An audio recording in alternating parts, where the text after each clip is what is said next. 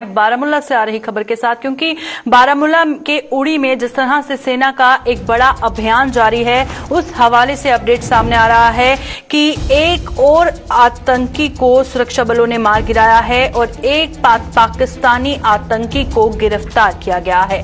आतंकियों की तलाश के लिए सरहद पर ऑपरेशन तेज किया गया है और सीमा पार से घुसपैठ कराए आतंकियों की लगातार तलाश जारी है। नॉर्थ कश्मीर में एलओसी पर उड़ी सेक्टर में एक पाकिस्तानी मिलिटेंट गिरफ्तार और एक मिलिटेंट के मारे जाने की खबर है। और बात करें अगर मिलिटेंट्स की घुसपैठ की, तो उनकी घुसपैठ की कोशिशों के बाद बड़े पैमाने पर जवानों द्वारा वहां पर सर्च ऑपरेशन चलाया जा रहा है। इससे पहले भी रविवार को उड़ी सेक्टर के गोहलन इलाके में कुछ सस्पिशियस मूवमेंट देखे जाने के बाद सतर्क जवानों ने जब देखा कि मिलिटेंट्स का एक ग्रुप घुसपैठ करने की कोशिश कर रहा है, दोनों ओर से गोलियों का तबादला शुरू हुआ। तब भी एक मिलिटेंट मारा गया था और कुछ दिन पहले भी हथलंगा जंगल क्षेत्र में 3 मिलिटेंट्स को जवानों ने मार गिराया था, जो कि घुसपैठ करने की कोशिश कर रहे थे। चलिए रुक करते हैं बारामूला के उड़ी से। हमारे संवाददाता इरशाद हमारे साथ लाइव ज्वाइन कर चुके हैं। इरशाद, बताइएगा इस ऑपरेशन के हवाले से क्या लेटेस्ट अपडेट है? जी बिल्कुल प्रियंका जी, अगर इलाकों की बात करें अभी थोड़ी देर पहले जो है प्रेस कॉन्फ्रेंस होगी, अगर आपको याद होगा, क्योंकि आज से तकरीबन 10 दिन पहले जो इन्फिल्ट्रेशन किट उसको नाकामयाब बनाया गया फौज की जानिब से। हालांकि उस वक्त जो है तकरीबन 3 मिलिटेंट्स को मार गिराया गया, जो हलाक किए गए, और इसके साथ साथ ये ऑपरेशन बड़े पैमाने पर जारी था। अगर इस एनकाउंटर की बात करें जो आज से 3 दिन से लगातार जारी है गोहलन के इस इलाके में, चाहे हम जो बाकी इलाके जाते हैं इसके इर्द गिर्द, वहां पे लगातार जो है ये इनकाउंटर जारी है। एक मिलिटेंट को हलाक किया गया, एक को जो है जिंदा पकड़ा गया है। अभी थोड़ी देर के बाद जो है यहाँ पे प्रेस कॉन्फ्रेंस होगी। इस प्रेस कॉन्फ्रेंस के बाद ही पता चलेगी पूरी डिटेल, क्या कितने मिलिटेंट से हलाक किया गया, उस हवाले से जो है हम आगाह करेंगे। और अगर जो देखा जाए इस इनकाउंटर के हवाले से, ये अभी तक जो है लगातार, क्योंकि सूत्र के मुताबिक है एक मिलिटेंट को जो जिंदा पकड़ा पाकिस्तानी पकड़ा है। अगर हम करें, ये पहाड़ी इलाका कंट्रोल के बिल्कुल है।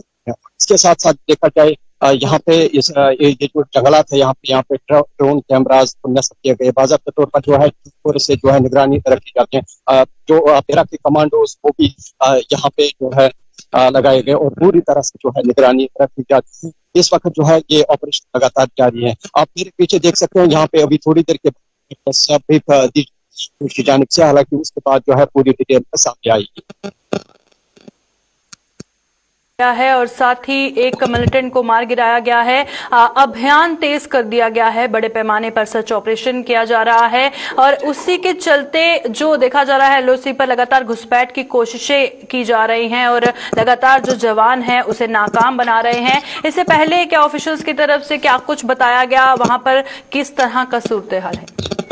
जी बिल्कुल इस वक्त अगर देखा जाए इस ऑपरेशन के हवाले से, क्योंकि ये लगातार जारी है, आज से तकरीबन 10 दिन पहले जो घुसपैठ की तरफ से जो सरहद पार करने की कोशिश की, कुछ मिलिटेंट जो है जिन्होंने सरहद पार करके यहाँ की तरफ आए और बाज़ाब्ता तौर पर जो है फौज ने वहाँ पे इन जंगलात के इलाकों में जो है ये सर्च ऑपरेशन चला है। उस सर्च ऑपरेशन के दौरान जो है पहले 3 मिलिटेंट्स को हलाक किया गया और भारी तादाद में जो है रिकवरी भी बरामद की गई। AK-47 5 उस वक्त पकड़े गए थे और इसके साथ साथ राउंड्स की बात करें, मैगजीन या इसके साथ साथ सिगरेट या चॉकलेट और भी जो है रिकवरी फौज की तरफ से जो है की गई थी। इसमें उस इनकाउंटर के दौरान जो है कैश भी बरामद किया गया। इसमें इंडियन करेंसी भी थी और पाकिस्तान की करेंसी तकरीबन 35,000 रुपये, और उस वक्त जो है 3 मिलिटेंट्स को हलाक किया गया। अगर हम इस ऑपरेशन की बात करें, इसमें एक मिलिटेंट को हलाक किया गया और एक को जो है जिंदा पकड़ा गया। फिलहाल जो है ये ऑपरेशन लगातार जारी है। अभी थोड़ी देर के बाद यहाँ पे मैंने पहले बताया 19 डैगर डिवीजन के जो GOC है वो बाज़ाब्ता तौर पर जो है ये यहाँ पे प्रेस कॉन्फ्रेंस देंगे और उस प्रेस कॉन्फ्रेंस के बाद ही पता चलेगी पूरी डिटेल।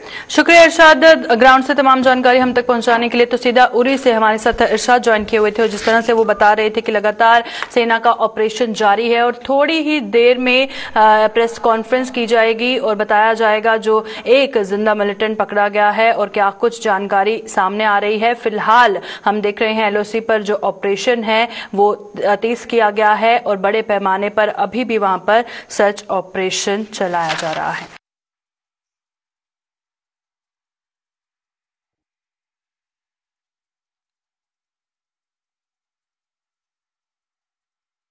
चलिए अब कश्मीर के बाद बात करते हैं जम्मू की, क्योंकि कल जिस तरह से जम्मू से बड़ी खबर सामने आई थी कि एम्प्लॉय प्रोविडेंट फंड ऑफिस में सीबीआई द्वारा रेड की गई है, उस हवाले से हम आपको तमाम जानकारी पहुंचाएंगे। क्या कुछ अपडेट उस हवाले से सामने आएगा, क्योंकि एक बड़ा मामला, बड़ा घोटाला सामने आया है। जम्मू के एम्प्लॉयज प्रोविडेंट फंड ऑर्गेनाइजेशन कार्यालय में हुए घोटाले की जो परतें हैं वो पलटते हुए नजर आ रहे हैं ऑफिसर्स, और सोमवार को सीबीआई के छापे के बाद अहम खुलासे होने की संभावना जताई जा रही है। सीबीआई की कार्रवाई के बाद शिकायतकर्ताओं में भी इंसाफ की उम्मीद जगी है और कार्यालय में करोड़ों रुपए के भ्रष्टाचार के आरोप लगे हैं। तो लगातार जिस तरह से सरकार की कोशिशें जारी हैं कि ट्रांसपेरेंसी को मेंटेन किया जाए, किसी के साथ भी ना इंसाफी ना हो और जो लोग इंसाफ की उम्मीद कर रहे हैं उनकी उम्मीदों पर खरा उतरा जाए। उसी बीच सीबीआई की एक बड़ी कार्रवाई हुई। हमने देखा Jammu Kashmir employ provident fund organisation में कल जो जम्मू के रेलवे हेड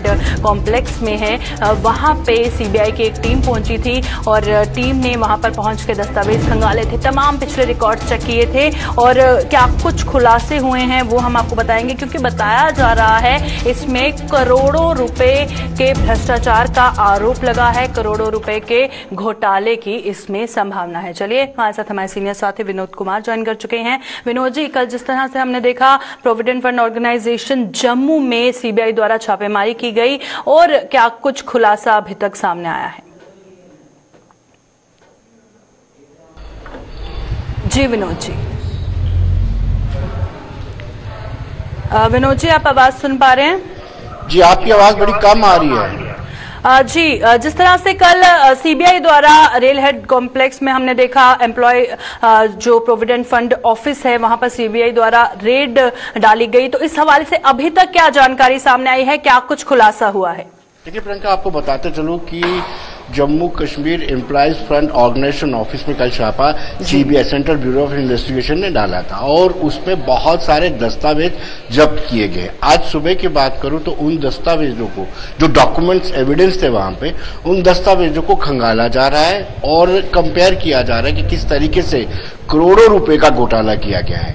ये पहले भी सुर्खियों में रहता रहा है प्रोविडेंट फंड ऑफिस ऑर्गेनाइजेशन, और अब एक मरतबा फिर सुर्खियों में आया। बड़ी दिलचस्प बात है कि जब कोविड-19 पेंडेमिक पीक पर था, मुलाजिम जो है यहाँ से चले गए थे वापस और जो मजदूर थे वो वापस चले गए थे और उसके बाद से ये सारी चीजें सामने आई। उसके बाद फेक अकाउंट्स बना करके इनसे पैसे लिए गए हैं और उससे भी दिलचस्प बात यह है कि सीबीआई को नॉक भी इन्हीं मजदूरों ने किया है। मजदूर तबका है, अनस्किल्ड लेबर है, इन्होंने जाकर के सीबीआई को बताया कि इस तरीके से हमारे अकाउंट जो है उसमें पैसे नहीं आ रहे, पीएफ गवर्नमेंट ने दिया हुआ है। जब पेंडेमिक पीक पर था तब गवर्नमेंट ने पीएफ का अपना हिस्सा डालने का वादा किया था और उसकी कमिटमेंट के मुताबिक उन्होंने मजदूरों के अकाउंट में ये पैसे डाले थे। लेकिन बदकिस्मती की बात है कि जो भ्रष्टाचार है वो उस पर अभी भी अंकुश नहीं लग रहा है और लगातार इस तरह के मामले सामने आ रहे हैं। बिल्कुल, जहां पर भ्रष्टाचार को खत्म करने की बात कही जाती है, ट्रांसपेरेंसी को मेंटेन करने की बात की जाती है, वहां पर एक बहुत बड़ा मामला यह है क्योंकि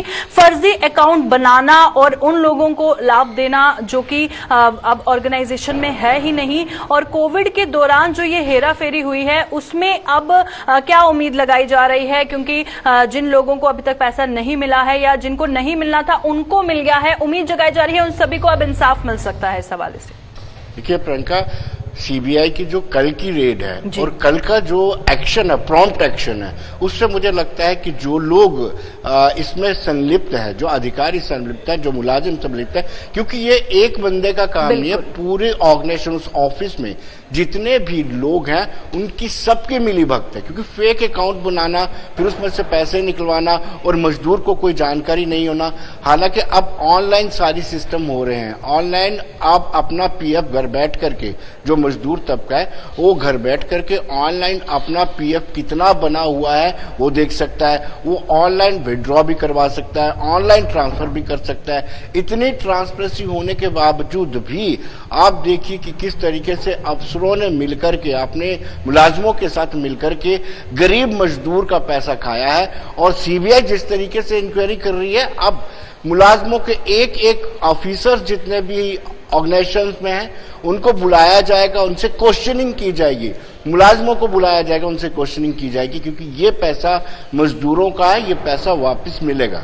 जी बिल्कुल, शुक्रिया विनोद जी तमाम जानकारी देने के लिए। विनोद कुमार हमारे साथ ज्वाइन किए हुए थे और जिस तरह से वो बता रहे थे कि अब जिन मजदूरों को पैसा नहीं मिला है, उम्मीद जगाई जा रही है उनके साथ इंसाफ होगा। और आप देखिए इसमें कितने लोग मुलव्विस हो सकते हैं और एक एक करके सबको ढूंढ निकाला जाएगा और उन पर कार्रवाई की जाएगी जिनका इस भ्रष्टाचार के पीछे हाथ है।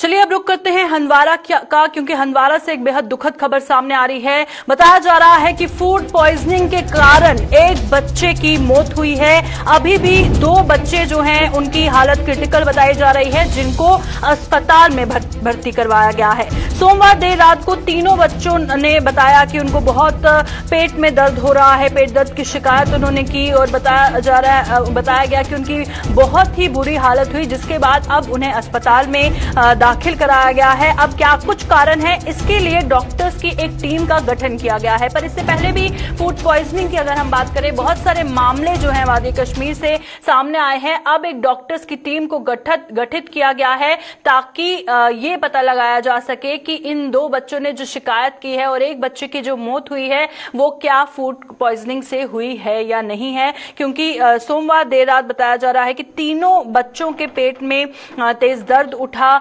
जिसके बाद जो है उन्हें अस्पताल में शिफ्ट करवाया गया। चलिए हंदवाड़ा का रुख करते हैं। हंदवाड़ा से हमारे संवाददाता शमीम हमारे साथ लाइव ज्वाइन कर चुके हैं। शमीम, क्योंकि आप अस्पताल में मौजूद हैं, आपने वहां पर जो अस्पताल की अथॉरिटीज हैं उनसे भी बातचीत की, उनका क्या कुछ कहना था इस मामले के हवाले से?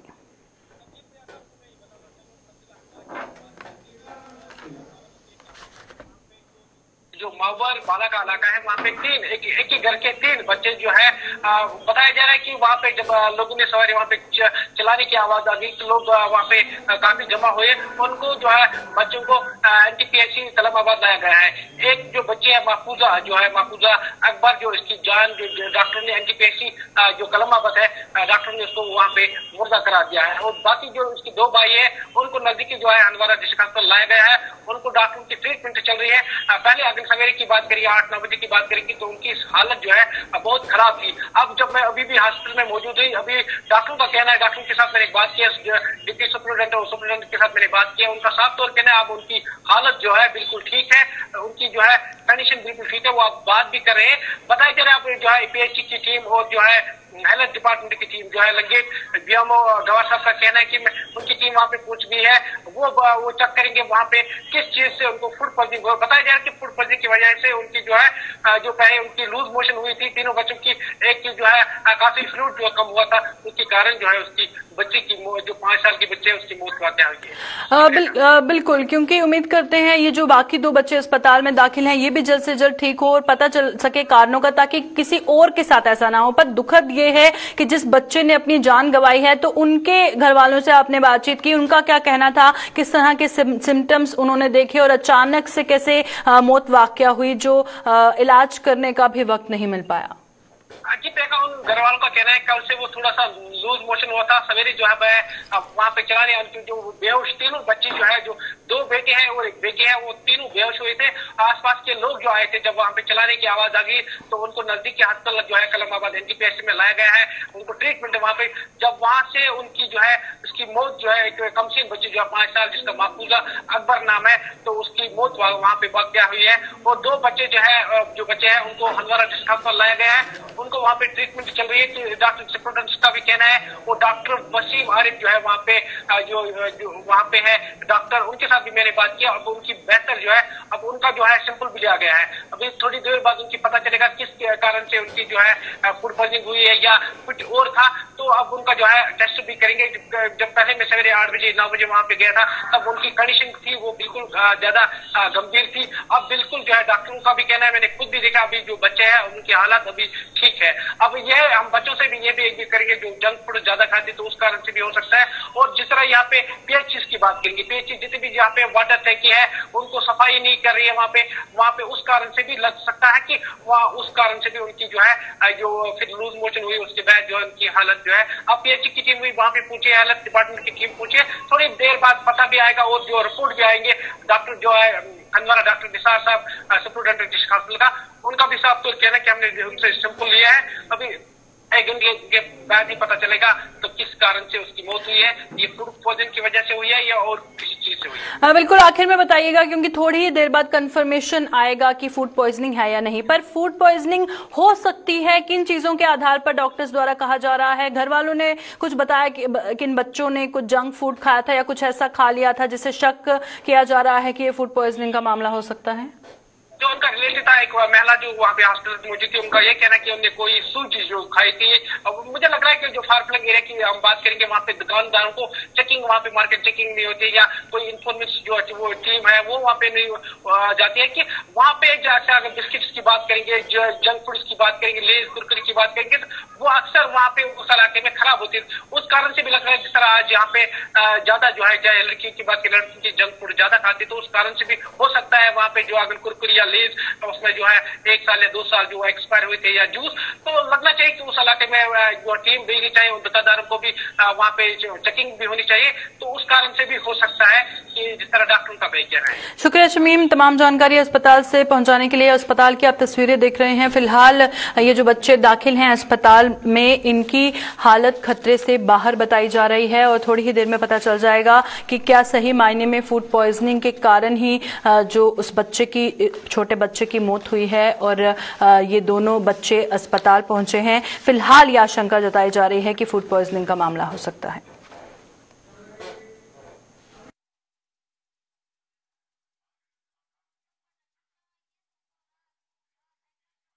चलिए अब बात करते हैं कोविड-19 की, क्योंकि जिस तरह से आशंका जताई जा रही है कि कोविड-19 की 3rd वेव आ सकती है, उसको लेकर क्या कुछ तैयारियां अस्पतालों में हैं वो भी जानने की जरूरत है। क्योंकि कोरोना की तीसरी लहर से निपटने के लिए अस्पताल एडमिनिस्ट्रेशन क्या कर रही है वो आपको हम बताएंगे। क्योंकि जीएमसी जम्मू की अगर हम बात करें तो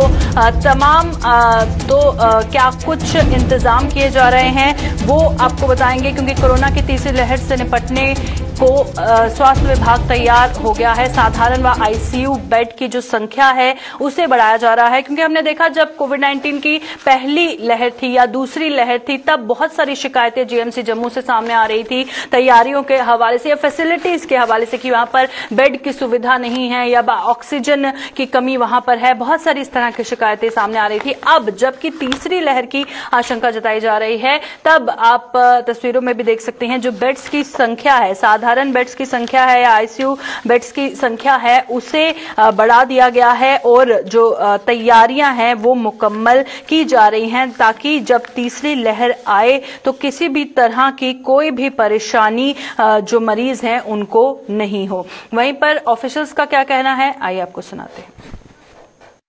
हमारा आज की डेट में जो टोटल बेड्स हैं, जो ऑक्सीजन सपोर्टेड बेड्स हैं, वो 2116 बेड्स हैं और 242 बेड जो आईसीयू के क्रिटिकल केयर बेड्स हैं, जो सेकेंड वेव में हमने इंक्रीज करके पहुंचाए थे, उनको हम फर्दर इंक्रीज करने के प्रोसेस में हैं।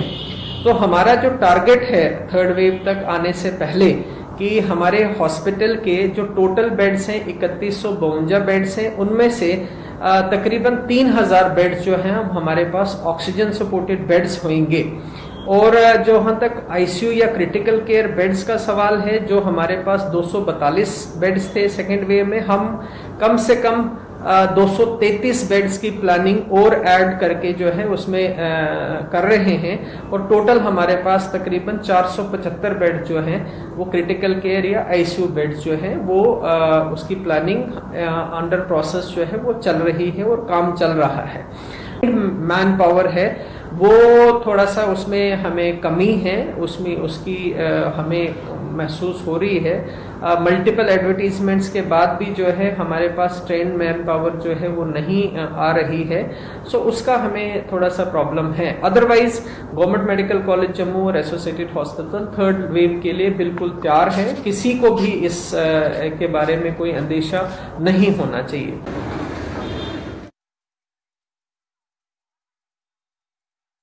हाल ही में मीडिया में आई एक रिपोर्ट में ये खुलासा हुआ है कि जम्मू कश्मीर में लॉकडाउन के दौरान महिलाओं के साथ घरेलू हिंसा में रिकॉर्ड तोड़ बढ़ोतरी हुई है। इस रिपोर्ट में ये खुलासा भी किया गया है कि लॉकडाउन के दौरान जम्मू कश्मीर में महिलाओं के साथ दुष्कर्म के 250 से ज्यादा मामले सामने आए हैं। इन सभी घटनाओं पर बुद्धिजीवियों ने चिंता जताई है। इस रिपोर्ट पर क्या कुछ कहना है विशेषज्ञों का, आइए आपको बताते हैं। बात जो डोमेस्टिक वायलेंस की, घरेलू हिंसा की जो भर कर आई, वो इसलिए कि लॉकडाउन हो गया, लोग घरों में बंद हो गए, मर्द भी घर में बंद हो गए और औरतें भी घर में बंद हो गई। साथ ही साथ बहुत सारी चीजें जो थी वो मिल नहीं रही थी।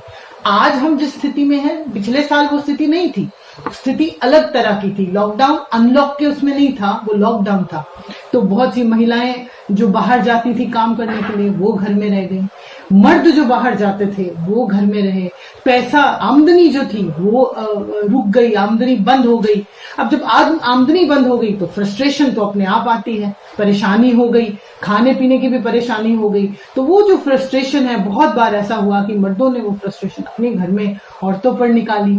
फिर जो कि डोमेस्टिक वायलेंस का जब भी आप कहीं पर भी पढ़ेंगे उसके बारे में या जानकारी हासिल करेंगे तो आप देखेंगे कि डोमेस्टिक वायलेंस में हमेशा ऐसा होता है कि डिस्ट्रेस कॉल्स करना, कि अपने आप को बचाने के लिए औरतें जो हैं वो बहुत सारे सपोर्ट ग्रुप्स को मदद के लिए कांटेक्ट करती थी। आप यहाँ सिचुएशन देखिए कि वो कांटेक्ट भी नहीं कर सकती है क्योंकि वो हर टाइम निगरानी में है, somebody is watching her।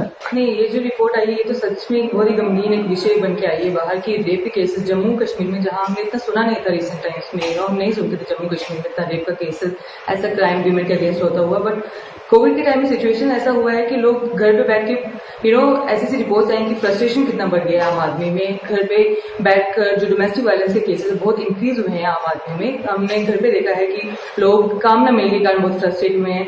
घर पे जो उनको अपने पार्टनर्स के साथ टाइम ज्यादा बिताना पड़ा है ऑफ लेट इन टाइम्स में, उससे जो है कि फ्रस्ट्रेशन एक ये मुद्दा हो जाता है लोगों में। फ्रस्ट्रेशन का मुद्दा बहुत उभर के बाहर आता है। उसके बाद बेरोजगारी का जो मुद्दा है वो बहुत एक सामने उभर के आता है, और जो अंडरलाइन जो एक पेट्रियार्की है सोसाइटी की वो इसमें बाहर उभर के आई, जो पितृसत्ता टाइप की हमारी सोसाइटी में है, वो इस कोविड के टाइम में ज्यादा उभर के हमें दिखी है कि कैसे लोग घर पे रह के अपने पार्टनर्स के साथ अब्यूजिव हो गए। जो अपना एक गुस्सा है बेरोजगारी का या काम ना मिलने का, वो अपने पार्टनर्स पे निकाल दे। और कहीं ना कहीं सिंस हम एक पेट्रियार्कल सोसाइटी में रहते हैं तो ये विमेन पे होता हुआ बहुत दिखाई दिया है कि कैसे एक जो मेल है फैमिली का, वो सारा का सारा गुस्सा, सारा का सारा फ्रस्ट्रेशन जो है वो विमेन के ऊपर वेंट आउट करते हैं। मानसिक तनाव की वजह से हमने देखा कि लॉकडाउन में काफी प्रॉब्लमें आई हैं। जैसे कि हमने देखा कि डोमेस्टिक वायलेंस के केसेस बढ़ गए हैं, रेप के केसेस बढ़ गए हैं। ये वजूहात ऐसी रही हैं जैसे कि डेवलपमेंटल है, इन्वायरमेंटल है और बिहेवियर कैसा है इंसान का।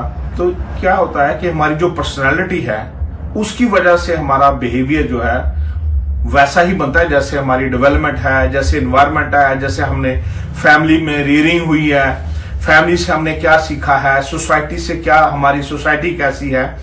कुछ पर्सनालिटी जो होती हैं वो एंटी सोशल पर्सनालिटीज होती हैं।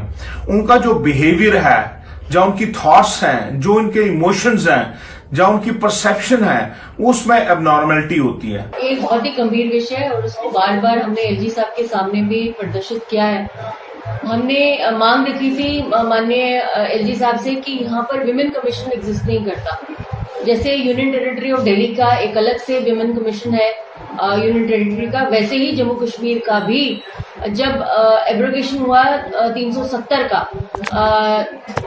5 अगस्त 2019 में, उसके बाद ये विमेन कमीशन जो था खत्म हो गया था।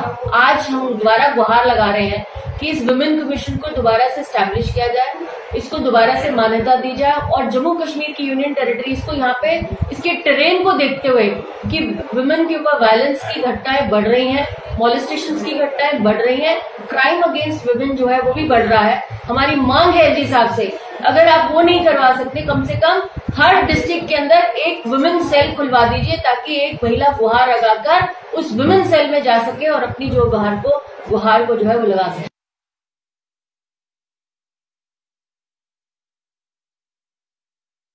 अभी के बुलेटिन में फिलहाल इतना ही, दीजिए इजाजत, नमस्कार।